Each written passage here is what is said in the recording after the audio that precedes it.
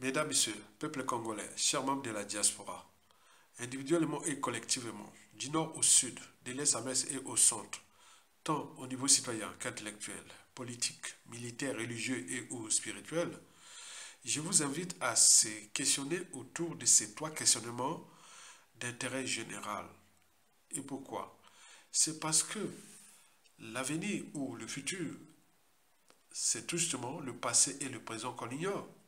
Par conséquent, l'après Denis Sassou Nguesso qui se dessine est dans le passé et le présent qu'on ignore, c'est-à-dire le passé et le présent des crimes multiformes et multidimensionnels du despote Denis Sassou Nguesso.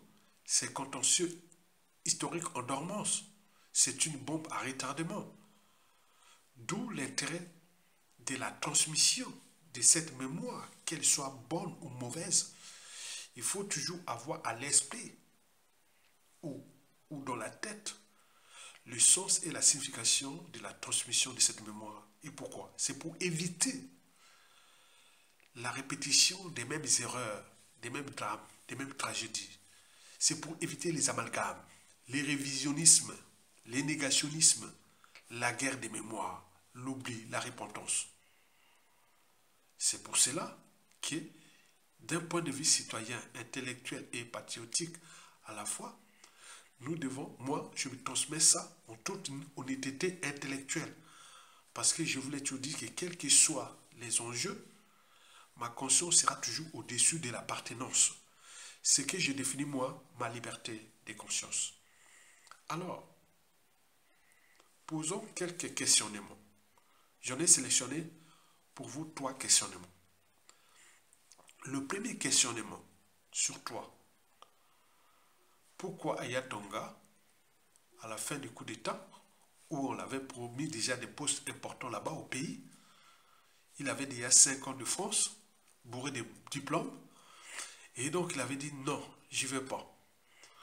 Je vous avais tout expliqué, puisque pendant le coup d'État et après le coup d'État, il y a eu ces opérations Mouébara. Et donc je m'inquiétais, je dis non, je ne veux pas aller dans ce piège antisocial et criminel. Non, je risque de sortir du pays à la nage. Non, je ne veux pas. C'était ça. Le deuxième questionnement sur toi, c'est surtout l'opération Mouébara.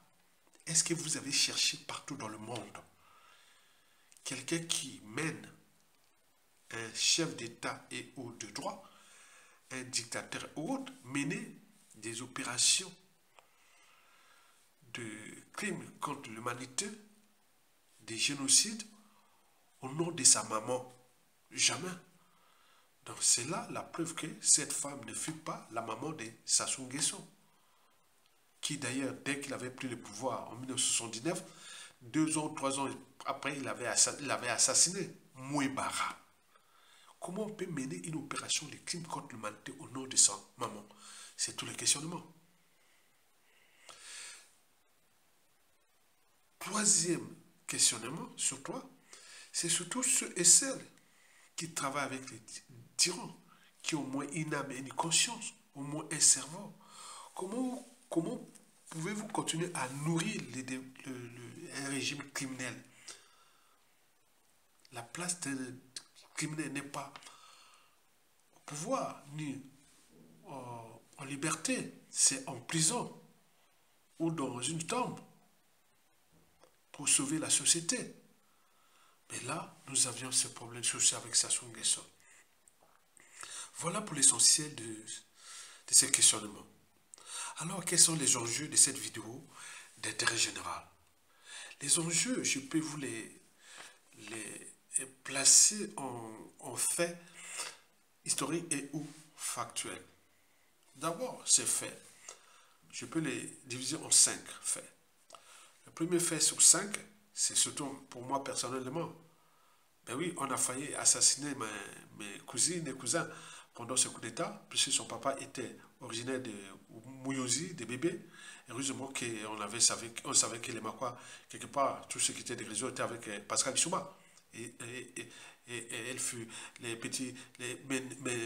cousins, nièces furent sauvés par leur papa. Ils avaient fui dans la forêt autour de Mouyosi. C'est une histoire qu'ils attendent là-bas pour me raconter ça.